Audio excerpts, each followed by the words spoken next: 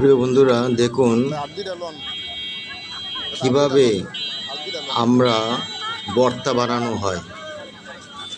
উনি আমরার ভর্তা বানাচ্ছেন, দেখুন প্রিয় বন্ধুরা,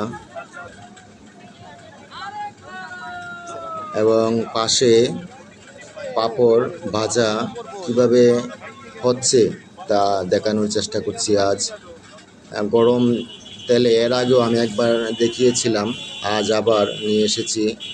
আমরা বিক্রেতার সাথে পাঁপড়ের দোকান, দুটো দোকান একসাথে।